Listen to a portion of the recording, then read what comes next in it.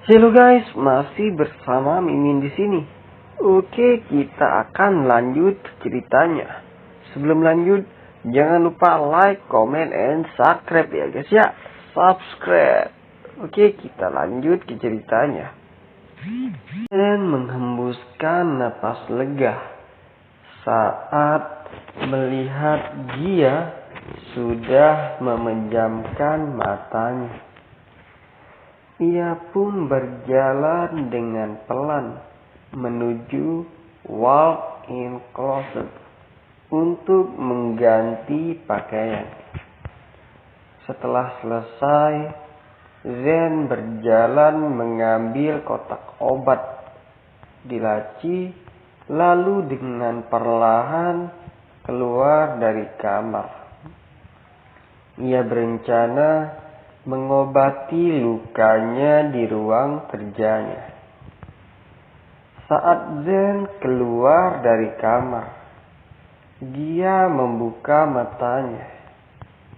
Ia memejamkan matanya karena masih canggung dengan perlakuan manis Zen barusan. Dia menghela napas. Ia turun dari ranjang dan mengikuti Zen. Ia tahu Zen tak bisa mengobati dirinya sendiri. Saat Zen masuk ke ruang kerjanya, dia pun mengikuti Zen dengan cepat. Karena takut Zen akan mengunci pintu. "Kenapa kau mengikutiku?" tanya Zen ketika dia mengikutinya ke ruang kerjanya. Tanpa menjawab ucapan Zen, dia mengambil kotak obat yang berada di tangan Zen. "Buka bajumu," perintah dia. "Untuk apa?" tanya Zen. "Menurutmu untuk apa?" jawab dia. Zen menghela napasnya. "Tidurlah. Ini sudah malam," perintah Zen. Ia maju untuk mengambil kotak obat di tangan dia. "Aku bilang buka bajumu." Dia menyembunyikan kotak obat ke belakang tubuhnya saat Zen maju. Dia lirih Zen. Zen mengalah. Ia pun menuruti keinginan dia dan membuka bajunya. Ia pun berbalik dan membiarkan dia mengobatinya. Hening. Keadaan begitu hening. Hanya deru napas yang terdengar. Tiba-tiba kecanggungan mendera mereka. Sesekali Zen meringis saat dia membersihkan luka-lukanya. Lagi-lagi Zen merasakan ada debaran aneh saat bersama dia. Apalagi ada gelanyar aneh saat dia menyentuh tubuhnya. Akhirnya acara mengobati Zen pun selesai. Dia mengambil lagi kaos Zen yang disimpan di sofa, lalu memberikan pada Zen. Setelah Zen menerima kaos dari tangan dia berjalan ke arah meja kerja Zen untuk menaruh kotak obat. Saat dia akan berbalik, ia melihat foto yang tak asing di meja kerja Zen. Ia pun mengambilnya dan melihatnya. Matanya membulat. Ia terkejut saat melihat foto yang berada di tangannya. Foto itu adalah foto tempat di mana Zen dan Gia diculik. Berarti jika foto ini ada di meja Zen dan Zen ingat tentang penculikan dulu, berarti Zen ingat siapa dirinya. Apa kau ingat siapa aku? Tanya Gia tiba-tiba. Ia maju ke arah Zen dan menatap Zen dengan tatapan datar. Zen yang baru beres memakai bajunya mengernyit heran karena perkataan Gia. Lalu tak lama matanya melihat ke arah tangan Gia, di mana Gia sedang menggenggam sebuah foto. Zen diam tak bergeming. Ia bingung harus menjelaskan dari mana. Ya, aku mengingatnya. Maafkan aku karena tak jujur padamu. Dan pamanku sedang mengincarku lagi. Dan maafkan aku karena membawamu dalam masalahku. Seandainya ingat tentangmu lebih awal, aku takkan melibatkanmu dalam dendamku, ucap Zen. Ia berbicara dengan menunduk karena malu melihat Gia.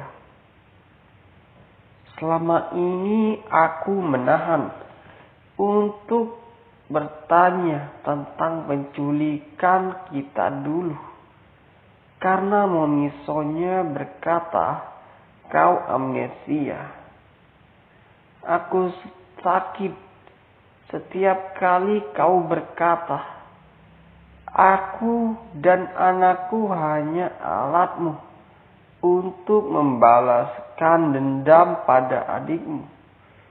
Kenapa kau tak jujur bahwa kau sudah mengingatku? Setidaknya aku takkan terlalu membencimu. Dan Gia tak sanggup lagi meneruskan ucapannya. Air mata tergelincir dari matanya. Ia merasa senang kala Zen mengingat penculikan mereka. Setidaknya ia tahu bahwa Zen tidaklah jahat dan mungkin tidak sungguh-sungguh ingin menjadikan dirinya alat balas dendam. Apalagi tadi Zen menyebut anak dalam kandungannya dengan kata kita. Bolehkah Gia berharap sedikit kebahagiaan? Setidaknya anak yang berada di dalam kandungannya tak dibenci oleh ayah kandungnya.